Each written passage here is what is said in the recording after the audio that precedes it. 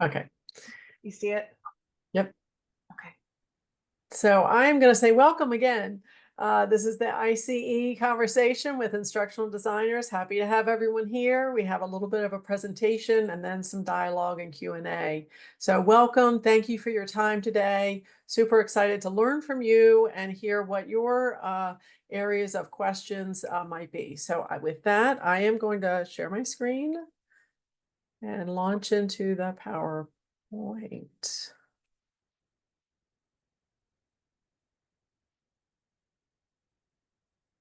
Okay.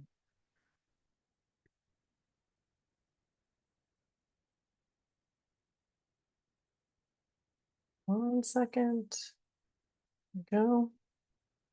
Okay, so welcome. And again, our purpose is to discover how we can connect instructional designers and design services with credentialing bodies. We're hearing more and more of a need for this. So we want to do whatever we can to be the convener of those conversations, a source of best practices, as well as a source of creating new content to assist in those connections. So we have already introduced each other in the chat. We're going to talk a little bit about credentialing organizations and why they need instructional designers. And we're going to do a quick introduction of credentialing terminology. And some of you may already know this, so bear with us and of course, help us distinguish and help us focus in on those nuances if you're already familiar and an expert in this area. But it's a nice level set to make sure we're all working from the same page. We're going to talk about the basic tenets of accreditation standards and the market demand for instructional designers. And then we're going to talk a little bit about some of the offerings that I.C.E. has for instructional designers. Okay. Bobby? Sure.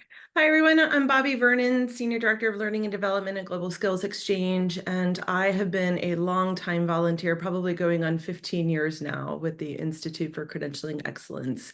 My background is rooted in instructional design, and I've always felt a little out of place in terms of instructional design within a credentialing world. And the power of today's presentation and discussion is really starting to address the question of why instructional design within the realm of credentialing, we are needed now more than ever. This particular slide pulls out some stats according to Credential Engine.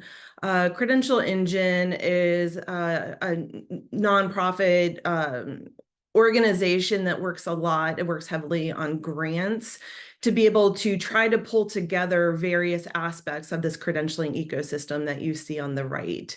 As you can imagine, it is a lot of data across the credentialing ecosystem. How do we make sense of that data? How do we create frameworks around that data? How are the different various systems using this data? And so through Credential Engine's work, they've been able to pull out these stats. And I will tell you that these stats are from their homepage, and they've been pretty stagnant for the last several months. So if you can imagine almost 1.1 million credentials in the United States alone, that number has only grown. Imagine what that number is across the world. The amount of money that is being spent on education and training. And of course, everybody wants to know, return on investment. Where is money being well spent? Where are we seeing the changes that are needed and desired based on the money that is being spent on what type of credentialing solutions? And then the fact that there's almost 60,000 credential providers in the United States alone. And as we all know, there are really good programs out there, and there's maybe not so good programs out there. How do you determine what is a valuable credential provider, that they're following best practices, that they're in it for the outcomes and improving professions and industries? So we'll talk about this. You'll see the references to this format of a slide repeatedly throughout the organization or throughout the presentation. Next slide, please. And so again, why are you here? It's because you're needed. Anything that an instructional designer knows is just creating more learning products just because. It's not the volume of learning products and training products that create change, right? It's about having meaningful instructional design principles applied. It's about understanding KPIs and change management. It's about understanding your learners and being able to deliver what they need and what they want that also satisfies an organization's needs and wants. So within this credentialing ecosystem, oftentimes what happens is organizations are individually focused on one of those circular areas, right? Higher ed is, they do degrees traditionally. Workforce development and workplace training is usually a form of a certificate program. Sometimes it's delivered through economic development councils, and sometimes it's delivered through a community college. We have lots of MOOCs that are available through various online platforms. When we take that type of product approach, where some organizations are kind of forgetting about the learner, because the learner isn't finished learning just because they've completed your product, right? Learning is a continuum. And this is where instructional designers can come in and really be that learning continuum expert across the credentialing ecosystem. That includes your learning ecosystem, the various technology tools and platforms that we're using to design and deliver education, training, and assessments. Of course, it all comes down to that third bullet, data management, right? And again, that we have Credential Engine and organizations like them that are helping us try to make sense of all of that. But I think most importantly for instructional designers, it's helping organizations move away from just delivering products that achieve certain learning outcomes and thinking about how those learning outcomes wrap up into proficiency levels in someone's job or proficiency levels across knowledge, skills, and abilities, and being able to truly discern whether or not somebody has achieved a desired level of competency for performing their job or doing a particular task. Next slide. Do you want me to do the definitions, Denise, or do you want to take those? I can do this. Okay. So there is often a confusion in the marketplace about the different terminology that we use. And I regret that our terms are so similar in nature, because that does it does contribute to the confusion. But for what our purposes are today, and as we talk about credentialing bodies, certification programs are intended to assess accrued knowledge and experience. And this is about evaluating that learner's knowledge against predetermined standards, right? So those standards of knowledge, skills, and abilities are competencies that are predetermined by some organization or entity. And that those who pass the test are granted a time-limited credential. Time-limited meaning it does have to be renewed through some type of continuing competence program. And then, approved or renewed through the organization. So certification programs are training agnostic, meaning they can get their either prerequisites or those continuing competence credits through any source. It doesn't have to be through the sponsoring body. And so it should be eligible for anyone to get their credits, again, eligibility or continuing through any entity that meets the demands of the organization's program. So that is certification. The next one is assessment-based certificate programs, or ABCs. These are, in fact, educational training programs assessing the learner's achievement and, again, connected with those learning outcomes, critically important. It does help a learner acquire those knowledge, skills, and abilities or competencies, and that there is a summative assessment, which does have psychometric rigor. There's certainly a good expectation of assessment-based certificate programs that there is still psychometric rigor in the assessment, and that it's not just a knowledge checklist for attendees to go through.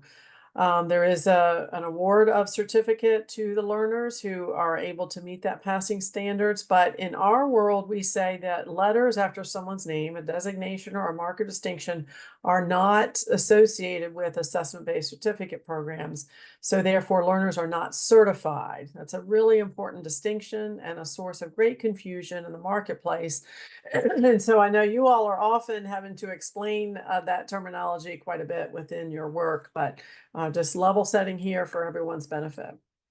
Then, of course, there is licensure, which is a required non-voluntary type of mark of for an individual in order to work in their occupation. Sometimes that does include certification to assess competency, or even for renewal of licensure. Sometimes certification or certification renewal programs are recognized. So sometimes licensure can be associated with some prescribed education or training prior to that licensure exam. So just slightly different. It's run by the government, whereas certification programs are typically run by nonprofit organizations or some other private entity.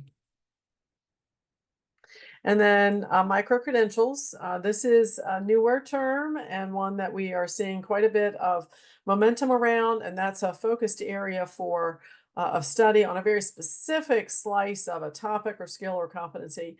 It can be a certification. It can be related to a certification. There are stackable programs out there that use many of these micro-credentials to accumulate up to a certification. It could also be an assessment-based certificate program. So the distinction here is that it's just a small slice of those skills or knowledge or competency that is being focused on.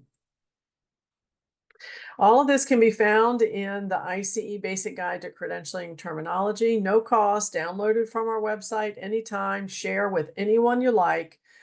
This document is often helpful in those of you who may be working with clients or customers who need a little bit of a primer on how to talk so that you all are talking the same language. Okay, back to you, Bobby. Sure. So I told you that we would see this image over and over again, and there's a reason for that. We went through the terminology because level setting with your organization or with your clients about what these terms mean is really, really important, because it has impacts on the learners, on the credentialing ecosystem, and on helping people understand the different types of credentials that are out there. Also, it helps to discern the level of effort and scope of work that may be associated with developing a certain type of credential. And it also impacts the underlying work that you may have to do to truly do a job task analysis versus a needs analysis. There's different approaches that we would use, different frameworks and methodologies that we would apply, depending on the credentialing path that an organization or a client would want to go down. But as I mentioned, earlier on with those credential engine stats, there are a lot of credentials out there. And so what is the mark of a good credential? And how do you know which is the one that's going to pay dividends in terms of career mobility, career progression, increase in pay, better market positioning, right?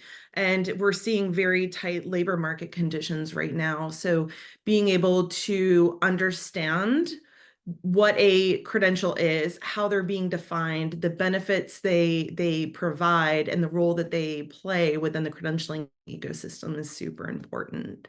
Next slide. And so that mark of distinction is often achieved by various credentialing programs through accreditation. So accreditation is an independent third-party review of the program itself. And here I'm talking more broadly about accreditation, because oftentimes within those circles within the credentialing ecosystem, each circle may have its own accreditation process or body that is using their industry or their audience or their stakeholders to develop the standards of what actually is best practice for each of these credentialing types. So for example, higher education, we've seen over the past like 20 years or so what happens with non-accredited for-profit institutions versus the accredited not-for-profit institutions. And there is value in both. I'm not trying to lean one way or the other, but the perceptions of what they are, what they do, and again, that mark of distinction is sometimes what sets programs and credentials apart from or for the buyers, right? Like it helps them make informed decisions about what type of credential they want to pursue.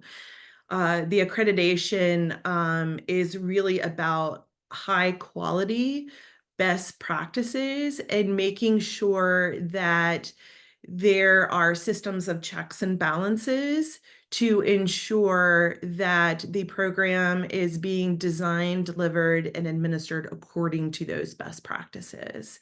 And most importantly, according to that last bullet, it's a way of defending the program. In a lot of ways, being able to meet a mark of distinction with accreditation provides some level of legal defensibility. It shows that there is independence, this independent auditing of the program, and it helps to ensure that programs are eliminating bias. And this is a really important piece, especially when it comes to those credentials that are being used to make hiring decisions or promotional decisions, things that can really impact a person's career and their career mobility. Next slide. You want to talk about those, Denise?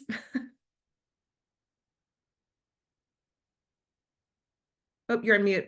Yep. Within I.C.E, we have 3 different types of accreditation programs. Many folks are already familiar with NCCA, and that is the standard owned by I.C.E that is intended for personnel certification programs. We also have on the far side of the screen the I.C.E 1100, and that's the standard related to accrediting assessment-based certificate programs. Again, I.C.E.'s own standard, but it is recognized by ANSI. And then we also have a dual accreditation program for those programs who have achieved or are applying for NCCA accreditation. There is a process to go through so that you can achieve both NCCA and ISO 17024 so that they are in line during the application process to help to try to minimize some redundancy in application processes. It's intended to be an efficiency kind of approach. So those are the 3 accreditation programs we currently have. All right. I'm going to talk a little bit about the application flow chart, and Liz is on the line and she can also jump in and help us with this one. But there are 3 application deadlines a year for NCCA: January 31st, April 30th, and August 30th. And that is the time where the application online is to be completed. Those of you who have been through this process, you know you can't start the application the day before. It's a pretty extensive process with uploading lots of documents. So you should plan on extensive amount of time to get those pieces in line and uploaded. 2 to 3 weeks later, the applications will receive inquiries from our professional contracted reviewers, and they may just ask some preliminary questions as the application is under review. Then there is a 2-week deadline for responses to those inquiries. The next 2 to 3 weeks, the applicant receives inquiries from a commissioner who's serving, volunteer commissioner who's serving on the NCCA commission. And then those inquiries are due 2 weeks later. And then typically application decisions are sent to the applicant 2 to 5 weeks later. Those decisions can vary in types of accreditation, but we don't need to get into those details right now. Liz, what did I miss? The only thing that I would add is sometimes there is a third round of inquiries needed Okay, before we're able to reach that determination stage. So more questions is not cause for alarm. It's an opportunity to clarify. got it. Great, great point. Okay. All right, Bobby, you want to tackle this one? Sure. So this is the flowchart for the I.C.E. 1100 standard, which is the accreditation program for assessment-based certificate programs, or ABCs.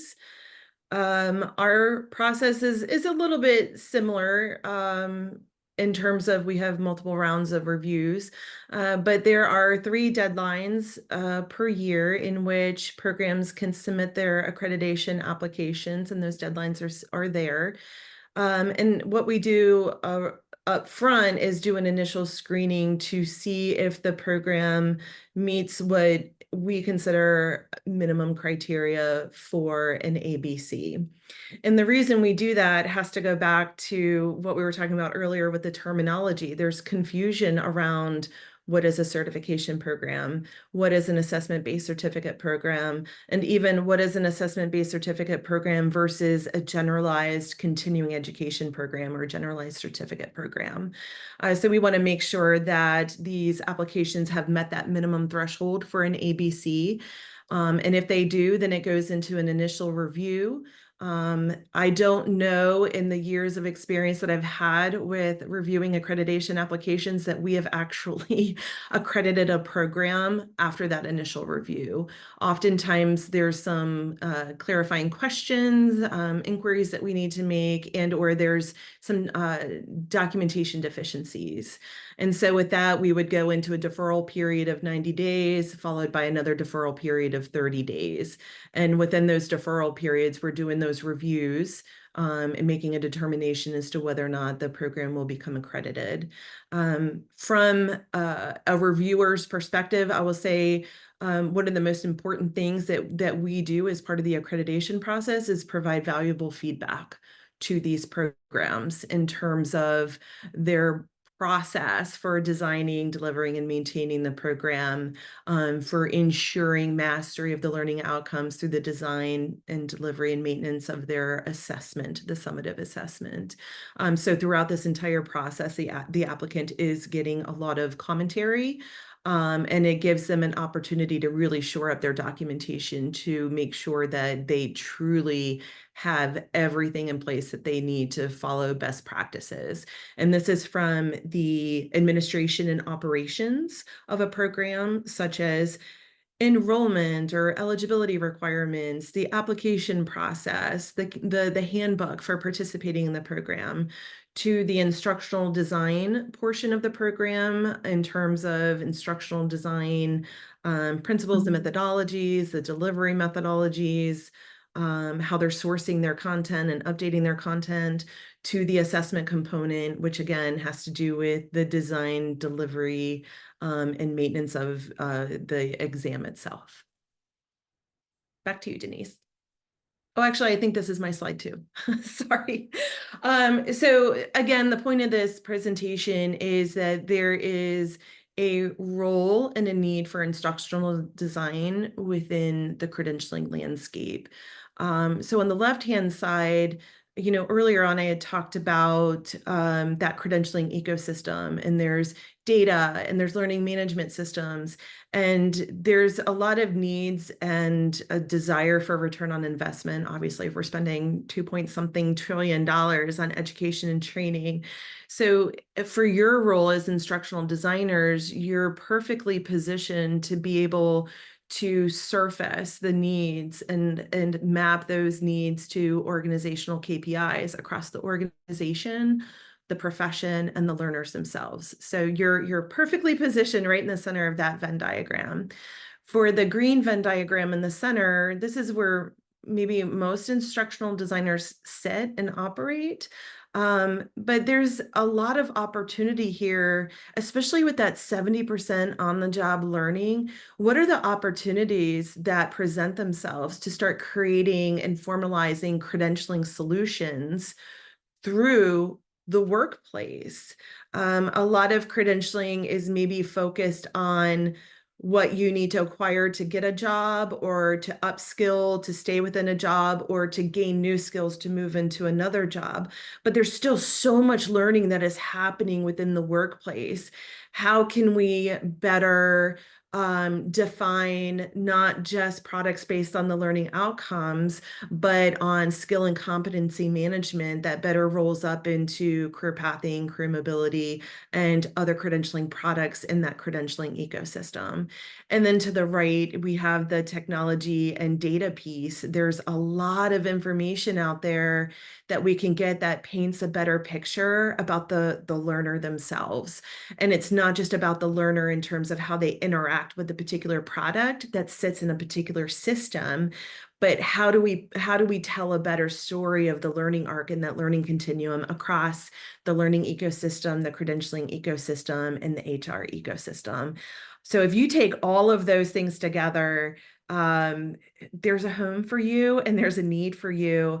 And I think I.C.E. is presenting us with an opportunity to be able to better formalize and professionalize that aspect of our job, and create opportunities for us to work with credentialing organizations. And now I'm done, Denise. Thank you. So I'm going to pause here. I do have more slides, but I'm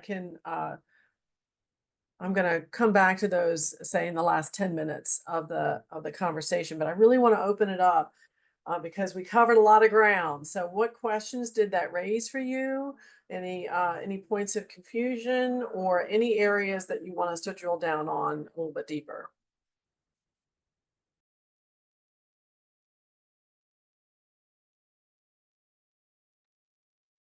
Bobby, I'll start us off, if and maybe you and Liz can chime in here.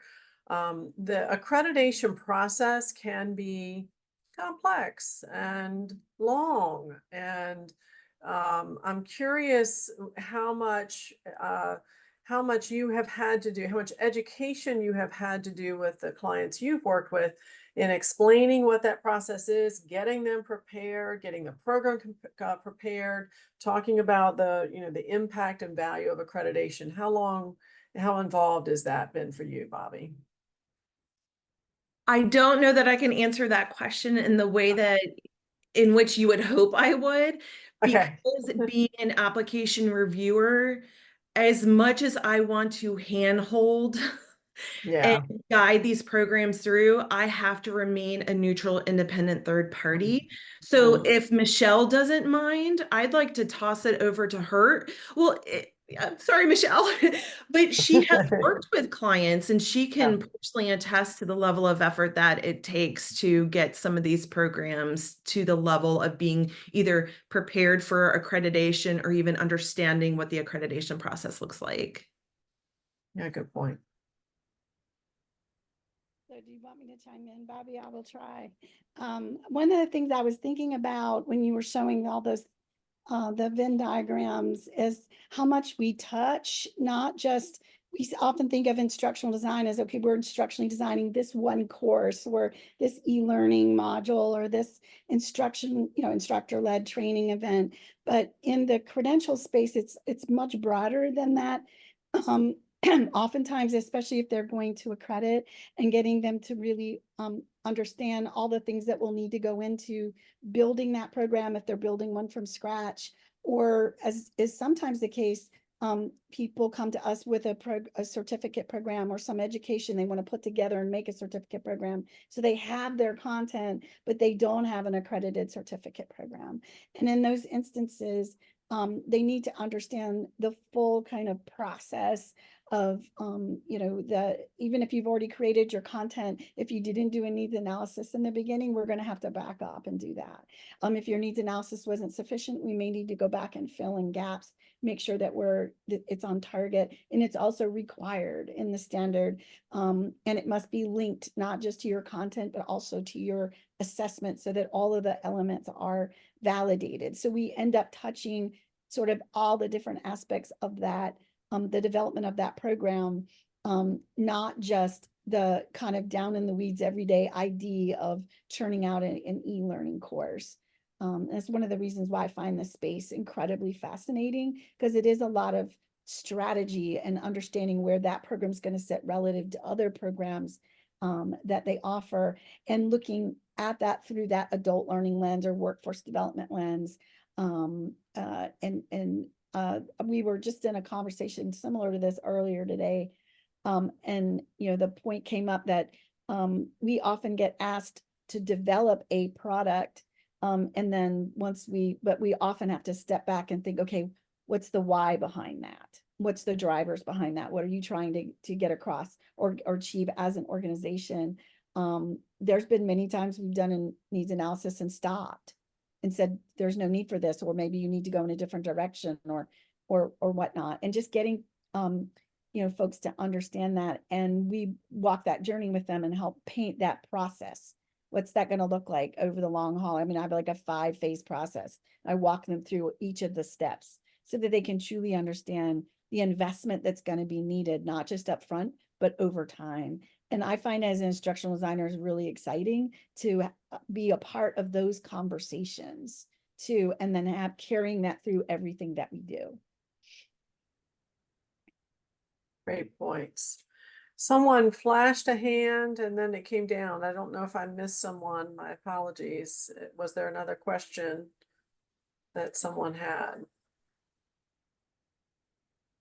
Michelle, No. put her hand up at Yeah, some. Michelle. Yeah. Michelle. Hi, I don't have an answer to the question you just asked, but I have a question just about within credentialing, how do you distinguish between people who are just kind of beefing up documentation to jump through loops versus programs that are actually changing their practices and implementing your feedback past just the initial credentialing process? Great question. Bobby, you want to Yeah. take that one? Or Do you want to go ahead, Bobby? The proof is in the pudding. Okay. And what I mean by that is the documentation and the quality of the documentation you get will tell you everything you need to know. And it's very obvious to us when a program does not have instructional design expertise on staff. And I will give you an example that we see quite often where, say, for the operations of their program, they need a policies and procedures manual. And they may just say, we have a policy that we will review our program annually. And that's it. And a program that distinguishes itself will not only say that that is the policy, but they will detail all of the procedures and people involved and the SMEs that they rely on, things like that, to give a deep sense of what it is that they're doing. And that those are what people are doing. The other part that we see is some applications may just say, we follow the I.C.E instructional design process, and then they just define what I.C.E is.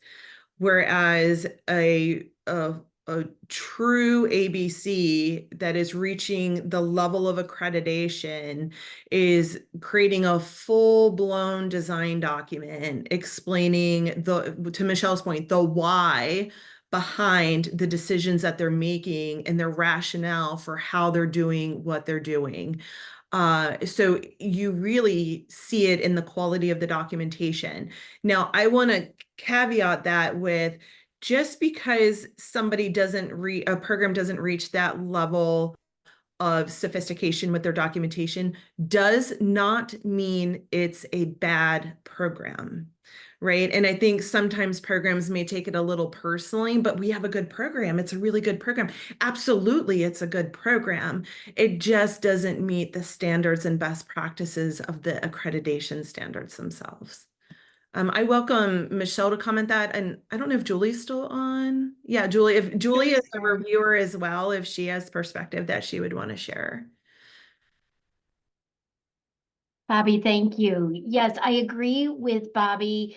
I think it's a testament to the standards that they contain the rigor that we do need to see. And we were talking about terminology earlier. When we see terms like Bloom's taxonomy, and then they just list the levels and different things, it's kind of a cue to us as reviewers to look deeper. And that's where, when Bobby was discussing the flow chart, we ask more questions about this. And they do have time, as Michelle Nolan mentioned, to potentially back up and get more rigor increase, or explain it differently. Sometimes it's a matter of just how they respond to the questions without coaching them, because I agree with Bobby, we remain impartial.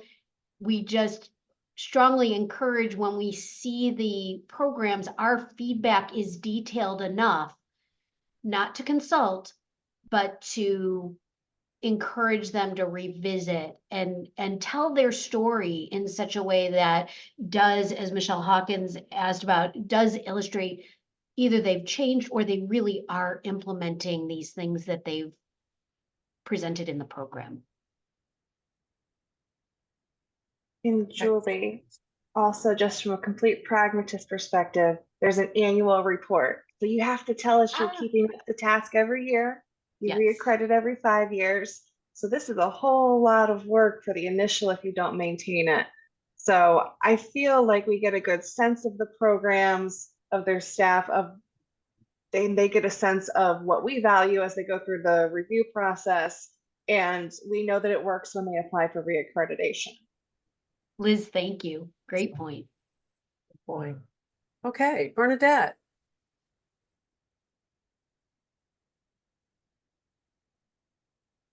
You're on mute. You're on mute.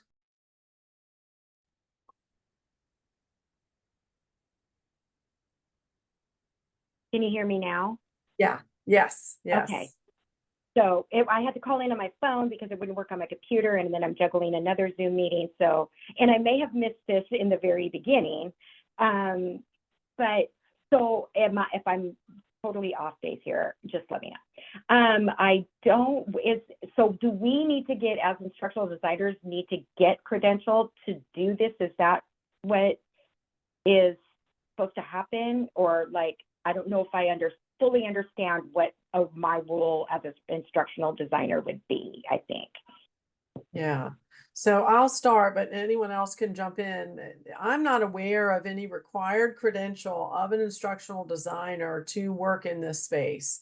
What we're trying to do is make sure, if you choose to work in this space, that you have as many resources as we have possible, right? We want to connect you to those resources, that we're all talking the same language. We all understand some of the basic best practices. So we are just hoping to equip you with as much information as possible. We do have courses. We do have the I.C.E. CCP for the credentialing community, but I'm not aware of any requirement or whether or not there are other credentials available. But folks who might be aware of other credentials might want to chime in. So, so that the link that you posted, and then I went out there to the credentialing, my credentialing excellence, and then put in terminology, and then see now that the guide credentialing terminology, that what is that for? Is that to just like see all of the different terminology regarding and getting used Absolutely. to, and that's what we would be looking at? And okay. Yeah. All right. Absolutely. That's yours to use for your own education. You can use it with your clients. You can send it to anyone you like. You can post it wherever you like. And, you know, if you're going to use some excerpts from it, we just ask that you cite us as the source, but, you know, use that as an educational document, however you see fit.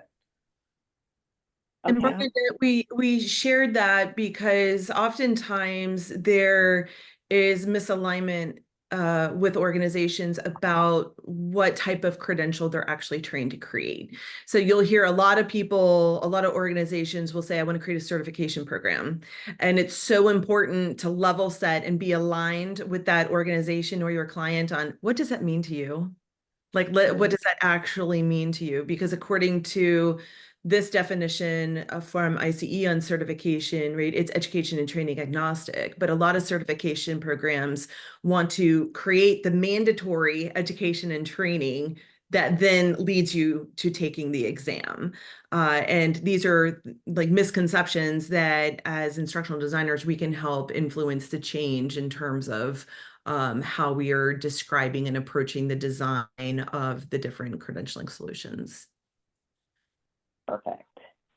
I Thank would you. just add, as an ID who entered into this field prior to this, I worked more in corporate training. I did a lot of, I trained pharma sales reps for about 22 years. Great place to grow up as an ID. They spent a lot of money training people. But when I got into the credential space, where I find there's the most opportunity for me as an instructional designer is in these accredited certificate programs or certificate programs or standalone courses that are meatier than your general, continuing ed, where maybe they read a short monograph and take a quiz and that's it. It's, meatier than something between that and a full scale certificate program. We have a smattering of those. And I think I would invite all of you to read the 1100 standard. I think that's a great place to see what are they asking for, what's required. And it might make your heart sing, because I think if you follow all of the things, clearly I've drunk the Kool-Aid of this, but I tell my clients this all the time. If you have read that standard and you follow that standard, you will have a quality program. You will have a high quality program that's been vetted with a needs analysis and validated by subject matter experts and people in the field. And if you build a quality program and you've done that work up front, then you're going to achieve your outcomes. And it's also the way you have to maintain that program. You got to be looking at it in a meaningful way on a regular basis, keeping it up to date. You got to reapply every 5 years. It really is a standard of excellence that I never saw in the corporate world for training, and which I find really exciting. So all the things that we learn about, we do that. We do a full scale needs analysis. We do a blueprint for the program. We have both summative and formative, and we have a strategy for that in terms of assessments and whatnot. So I just wanted to add that if any of you are new to the field or thinking of entering it, that's where a lot of the opportunity lies. And I think that you might find that work to be quite exciting. I certainly have. I've been at it now about 10 years. Thank you, Michelle. And just to add an aside, for anyone who's on the call and is interested in those, either of the standards, I.C.E. 1100 or NCCA standards, just drop me a note. I'll put my email in the chat. Just drop me a note. I'm going to send you a copy for free. They're normally $75 for non-members. They're free to I.C.E. members. So if that would be helpful, happy to send that out to anyone who is interested. Lisa, what's your question? Everyone. So this is super interesting. I would be really interested in, so I am coming from the credentialing, administrations, and operations background. This seems more geared towards instructional designers. I would love to see a presentation sort of flipped for someone like me to learn more about instructional design, because I'm starting to hear, oh, there's like a lot of opportunities, a lot of potential here for us to engage with instructional designers, but it's just not even like a term that I've heard yet. So I would just putting that out there, that would be great to see kind of like level setting on what instructional design is for an audience of people like myself. Mm-hmm.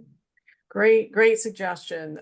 And just know that we are planning to do a couple of things moving forward. And when I jump into my slides, that might be more clear there. But we are starting with this community and this audience, and then we want to move into connecting you with the credentialing bodies within the I.C.E. membership and start to have conversations about what their needs are, how might instructional designers assist.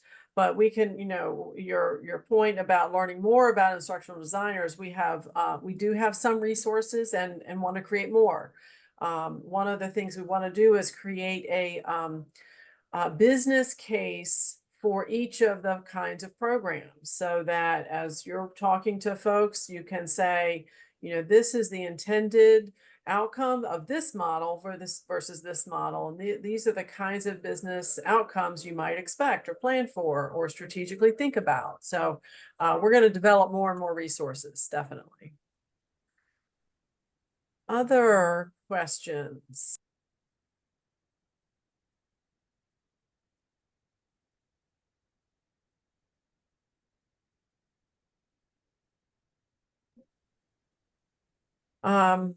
With the last 10 minutes, I'm just going to jump into a few more slides to talk about some of these I.C.E. resources. But I want to, before I even start, I want to say we're going to continue this kind of dialogue every other month. We might change up the topics. We might, reach out to you to find out what you're most interested in. We might bring in other speakers. No charge, no cost. This is an effort, a strategic effort on our part to really connect the two communities. What we're hearing from each of these communities is we need more understanding of each other's opportunities and needs and create those resources. So just know that that's going to continue. The reason I preface all of that is some of the things I'm going to talk about on these slides have a cost, and this is not intended to be a sales pitch. I just want you to know what else I.C.E. offers, so that as you get deeper involved, you know that we are a resource for many things.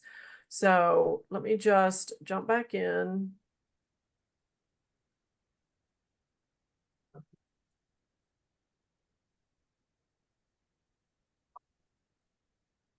And of course, my computer wants to fight me.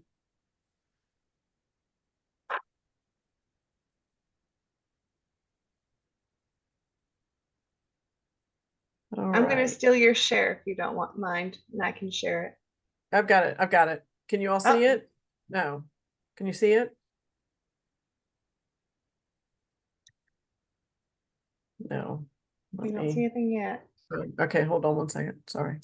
We saw it and then it went away. I know. My computer's really acting up. Sorry. All right, I'm not going to go to full-blown, hopefully you can see that. So there are many things that we are offering right now. One we offer every year is the I.C.E. Exchange. It's in Miami, Florida this year, November 17th and the 20th. And we actually have several related sessions that we think you might be interested in. One, Bobby and Michelle and Tracy and I are doing about what instructional design is, how you might get to understand how to best use instructional design. And so that's the audience there is intended to be these credentialing bodies, but we're going to go over some of these topics that we've talked about. So that happens every year somewhere in the October to November timeframe, but super excited about the content on that this year. We're also going to really dive into micro-credentials and how that new structure is kind of taking off. I mentioned earlier the I.C.E. CCP. This is the certification for credentialing professionals that we built several years ago. And so, if you feel like you're ready for this, this might be an area to be able to demonstrate that you have that knowledge, skills, and abilities in the credentialing profession. We are also creating year-round opportunities. One is a certificate program on the basics of credentialing that's offered in the enrollment period is in January and in July. So our next one will be opening July 1. A really thorough review of all things credentialing. We also have an international toolkit, which some folks are finding interesting to see how credentialing is expanding internationally. We also have a micro-credential toolkit. This is free, downloadable by anyone. I'll put the link in the chat in just a second. But a lot of thought went into some of those resources. We did a quick survey. What does it mean? What does it look like? How does it feel? So some really nice resources there. Oops. Future projects, we definitely want to do some research, as I mentioned, on the business case for each type of credential and create kind of a model for those business types. We want to look a little bit at a white paper or a Credentialing Insights article about how and why and when to hire an instructional designer. And this may be largely based on the I.C.E. Exchange session that we do later this year. And then we want to do some webinars and or coffee chats, again, to connect the instructional design community with credentialing bodies. So again, I mentioned for attending today, be happy to send you either of these standards as you are interested. I saw a lot of notes in the chat, so I will pick those up and make sure I send out the copies to those who have requested it. I also wanted to mention, again, not required, but just for your benefit, that we are doing a trial membership offering for 6 months, June to December. That's actually 7 months. For $199 to join I.C.E., and that would afford you all of the member pricing on everything that we offer that has a price tag. But again, we offer a lot that doesn't have a price tag at all. It would also get you into the search directory, which we are going to start promoting to our members to say, hey, if you're in the market for an instructional designer, this is a great resource to come and get leads to begin having a conversation about their needs. And then, as I mentioned, member pricing on everything, including the exchange or our education. Again, not required for participation in these dialogues that we're having.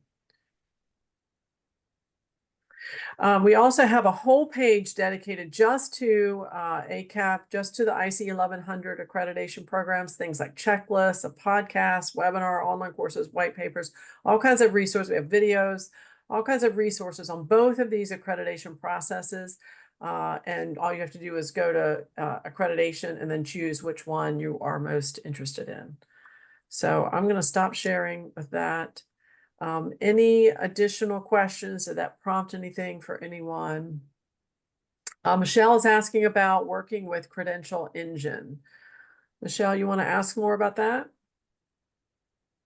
I actually saw Bobby share an opportunity on that on a Slack channel, and I know Bobby's a connection. I was just wondering if anyone with that organization was also in this call today. But the reason I'm raising my hand is a little different. Okay. I can't help but notice that it seems like all of the participants on today's call are female identifying. And so I'm gathering that this is a female dominated field of credentialing. If there are any male identifying participants, I'd be interested to know in the chat, but yeah, so it's not about credentialing specifically, it's a little bit more like a social question. And yes, a good percentage of Michelle's as well. Do you think the fact that the field is female dominated has I don't know, changed it anyway? Had, given any barriers to the field? Like, I'd just be interested in your perspective as a woman about that. Interesting question. Yeah. Anyone want to respond? I'll just say quickly that having come out of the big pharma corporate space, which is an interesting world if you've ever played in it, that was a very male dominated world, but a lot of IDs were women in that space. A lot of the folks that we were training were male, and certainly upper echelons of sales management and whatnot. When I ended up bumping into the credentialing world, I think it's just I didn't find that to be the case. It's just more diverse and I think inclusive than what I experienced in that other space. And I found that to be really exciting. It was a non-issue that identify as a female, whereas before I think it was more noticeable for sure. That's a nice way of putting it. And I can give you a little history lesson, at least on the certification side. NCCA was originally created as NOCA, which was for healthcare certifications. And historically, as you know, teaching, nursing, those are female dominated professions historically. So as the certifications grew, the people overseeing the doctors was the secretary pool, which was our first credentialing professionals. And they still use those terms in the hospitals, which are the folks who are actually making sure that your doctor still has all their CMEs and whatnot. So I think there is some of that historical pathways there that, was laid out in foundations. And I just think it's a good spot to stay. So I'm happy that groundwork was laid. Really good point. Your great history. Yeah. All right, we are coming up on the top of the hour. I have copied out emails from anyone who had put their interest, and I'm assuming your interest is in the I.C.E. 1100 standards. If it's something different, just let me know, and I'm happy to send you what you would like. Really looking forward to staying engaged. We will set up a third call for sometime in August. I realize July and August are tough months because of vacation, so we will try to find a date that works. And again, if you have any ideas on topics that you would like to learn more about, please just drop me a note. Happy to hear, and then we can see about finding a good speaker to address your questions. So thank you all very much for being here. Really appreciate your time. Bye. Thank you for doing this. Bye, everybody. Thanks, everyone. Good to meet you. Bye-bye.